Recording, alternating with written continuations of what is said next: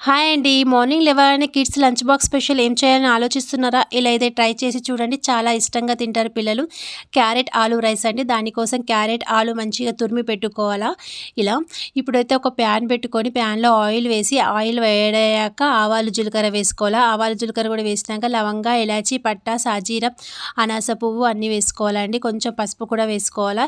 ఇవి మంచిగా ఫ్రై అయ్యాక మనం ఆల్రెడీ తురిమి పెట్టుకున్న క్యారెట్, ఆలు తురుము కూడా దీంట్లో వేసుకోవాలండి. మంచిగా ఫ్రై అయ్యాక కొంచెం అల్లం వెల్లుల్లి పేస్ట్ వేసుకోవాలా.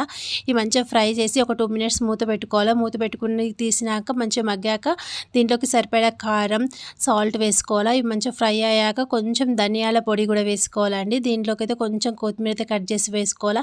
ఇలా మొత్తం వేసుకున్నాక ఫ్రై అయినాక మనం అన్నం వండి చల్లార్చుకున్న అన్నాన్ని తీసి దీంట్లో వేసుకోవాలండి. ఇలా మెల్లమెల్లగా కలుపుకుంటే మనకి ఎంతో టేస్టీగా ఉండే క్యారెట్ ఆలు రైస్ అనేది రెడీ అవుతుందండి. ఇది కిడ్స్ లంచ్ బాక్స్‌లోకి అయితే చాలా బాగుంటుందండి. నచ్చితే